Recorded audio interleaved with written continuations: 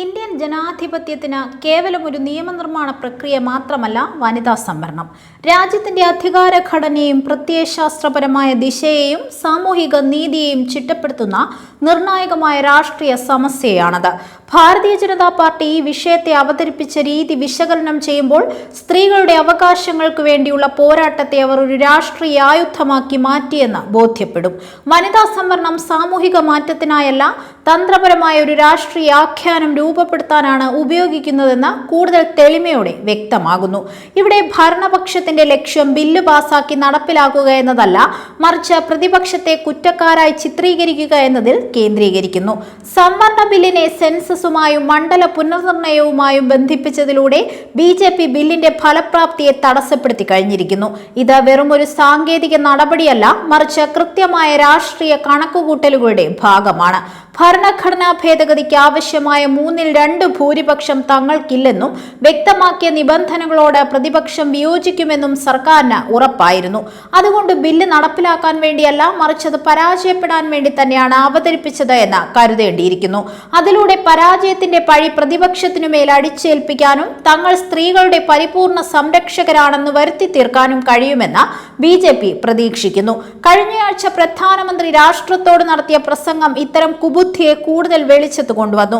വനിതാ സംവരണത്തെ ചരിത്രപരമായ ഒരു നേട്ടമായി പ്രഖ്യാപിക്കുമ്പോൾ തന്നെ പ്രതിപക്ഷത്തെ നിശിതമായി വിമർശിക്കുന്ന നടപടിയിലൂടെ BJP പുലർത്തുന്നത് രാഷ്ട്രീയ നാടകമാണെന്ന് തെളിയിക്കുന്നു. നയപരമായ ചർച്ചകൾക്ക് പകരം പ്രതീകാത്മകമായ പ്രഖ്യാപനങ്ങളിലൂടെ പൊതുജനങ്ങളെ സ്വാധീനിക്കുന്ന രീതിയാണിത്. രാഷ്ട്രീയ സ്വയംസേവക് സംഘിന്റെ ചരിത്രപരമായ നിലപാടുകളിൽ നിന്ന് ഇതിനെ വേർപെടുത്താനാവില്ല. തുടക്കം മുതൽ കേന്ദ്രീകൃത അധികാരത്തിനു വേണ്ടി വാദിച്ച RSS രാജ്യത്തിന്റെ ഫെഡറൽ ഘടനയോട് എക്കാലവും പിന്തിരിഞ്ഞു നിന്നു. ഭരണഘടനാ നിർമ്മാണ വേളയിൽ RSS അവരുടെ മുഖപത്രമായ പാഞ്ചജന്യത്തിൽ പ്രസിദ്ധീകരിച്ച ലേഖനങ്ങളിലൂടെ സംസ്ഥാന നിയമസഭകളുടെ നിലനിൽപ്പിനെയും ഭരണഘടനയുടെ അടിസ്ഥാന തത്വങ്ങളെയും ആവർത്തിച്ച് ചോദ്യം ചെയ്തിരുന്നു. ഇത് കേവലം അഭിപ്രായ വ്യത്യാസമായിരുന്നില്ല, മറിച്ച് ഇന്ത്യയുടെ വൈവിധ്യങ്ങളെ ഉൾക്കൊള്ളുന്ന ജനാധിപത്യ രീതിയോടുള്ള കടുത്ത എതിർപ്പിന്റെ അനന്തരഫലമായിരുന്നു. വർത്തമാന രാഷ്ട്രീയ സാഹചര്യത്തിൽ മണ്ഡല പുനർനിർണയത്തെയും സീറ്റ് വിഭജനത്തെയും വെറും ഒരു ഭരണപരമായ നടപടിയായി കാണാനാവില്ല. അത് രാഷ്ട്രീയ അധികാര സന്തുലിതാവസ്ഥയുടെ മാറ്റത്തിന് ഉപയോഗിക്കുന്ന ആയുധം കൂടിയാണ്. വനിതാ സംവരണം പോലുള്ള സുപ്രധാനമായ ഒരു വിഷയത്തെ മണ്ഡല പുനർനിർണയവുമായും സീറ്റ് വിഭജനവുമായും കൂട്ടിക്കെട്ടുമ്പോൾ ശക്തമായ കേന്ദ്രീകൃത രാഷ്ട്രമെന്ന അവരുടെ ദീർഘകാല അജണ്ടയിലേക്കുള്ള ചുവടുവെപ്പ് തന്നെയെന്ന് സംശയിക്കേണ്ടിയിരിക്കുന്നു. സ്ത്രീകളുടെ അവകാശങ്ങളുമായി ബന്ധപ്പെട്ട പുരോഗമനപരമായ പരിഷ്കാരങ്ങളെ മുൻപും എക്കാലവും ഇതേ പ്രത്യയശാസ്ത്രങ്ങൾ എതിർത്തിട്ടുണ്ട്. സ്ത്രീകൾക്ക് സ്വത്തിലും വിവാഹത്തിലും പിന്തുടർച്ചാവകാശത്തിലും നീതി ഉറപ്പാക്കാൻ BR അംബേദ്കർ കൊണ്ടുവന്ന ഹിന്ദു കോഡ് ബില്ലിനെ RSSും അനുബന്ധ സംഘടനകളും നഖശിഖാന്തം എതിർത്തത് ചരിത്രമാണ്. അന്ന് RSSുമായി ബന്ധപ്പെട്ട് പ്രവർത്തിച്ചിരുന്ന അടൽ ബിഹാരി വാജ്പേയി ഈ ബില്ലിനെ കുടുംബഘടനയ്ക്കുമേലുള്ള ആക്രമണമെന്നാണ് വിശേഷിപ്പിച്ചത്. ഇത് പാരമ്പര്യത്തെ സംരക്ഷിക്കാനായിരുന്നില്ല, മറിച്ച് സ്ത്രീകളുടെ തുല്യതയ്ക്കും സ്വാതന്ത്ര്യത്തിനും തടയിടാനായിരുന്നു. ഇന്ന് അതേ ശക്തികൾ വനിതാ സംവരണത്തിന് വേണ്ടി വാദിക്കുമ്പോൾ അത് ആത്മാർത്ഥത കൊണ്ടാണോ അതോ വെറും ഒരു രാഷ്ട്രീയ മുഖംമൂടിയാണോ എന്ന് നിരന്തരം അന്വേഷിക്കേണ്ടതുണ്ട്. ആത്മാർത്ഥമായ താല്പര്യമായിരുന്നു മുന്നിൽ നയിച്ചിരുന്നതെങ്കിൽ ബില്ല് നടപ്പിലാക്കുന്നതിന് അനിശ്ചിതകാലത്തേക്ക് നീട്ടിവെക്കുന്ന നിബന്ധനകൾ അതിൽ ഉൾപ്പെടുത്തില്ലായിരുന്നു. രാഷ്ട്രീയ പാർട്ടികൾക്കിടയിൽ തീവ്രവും ആത്മാർത്ഥവുമായ ശ്രമങ്ങൾ നടത്തുമായിരുന്നു.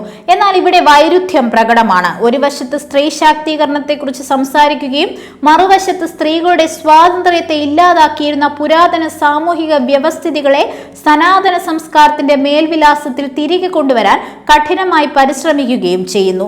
ഈ വൈരുദ്ധ്യം യാദൃച്ഛികമല്ല, അത് ആധുനിക ജനാധിപത്യ മൂല്യങ്ങളുമായി ഒത്തുപോകാത്ത ഒരു പ്രത്യയശാസ്ത്രത്തിന്റെ ഭാഗമാണ്. BJPയുടെയും RSSന്റെയും രാഷ്ട്രീയത്തെ വിലയിരുത്തേണ്ടത് അവരുടെ വാക്കുകൾ കൊണ്ടല്ല, നിശ്ചയമായും പ്രവർത്തികൾ കൊണ്ടാണ്. വനിതാ സംവരണത്തിന്റെ കാര്യത്തിലും ഈ വിഷയം സ്ത്രീകളുടെ പ്രാതിനിധ്യം ഉറപ്പാക്കാനായിരുന്നില്ല, മറിച്ച് ബിൽ പരാജയപ്പെടുമെന്നും ആ സാഹചര്യം വിജയമായി മാറ്റാൻ കഴിയുമെന്നുമുള്ള രാഷ്ട്രീയ തന്ത്രമായി ഉപയോഗിക്കുകയായിരുന്നു. പ്രതീകാത്മകമായ രാഷ്ട്രീയത്തെയും യഥാർത്ഥ സാമൂഹിക മാറ്റത്തെയും തമ്മിൽ തിരിച്ചറിയുക എന്നതാണ് ഇന്ത്യൻ ജനാധിപത്യം നേരിടുന്ന വലിയ വെല്ലുവിളി. വനിതാ സംവരണം എന്നത് കേവലം സീറ്റുകളെക്കുറിച്ചുള്ളതല്ല, മറിച്ച് അധികാരത്തിലുള്ള തുല്യ പങ്കാളിത്തത്തെക്കുറിച്ചാണ്. അതിനെ ഒരു രാഷ്ട്രീയ കളിപ്പാട്ടമാക്കാൻ അനുവദിക്കരുത്.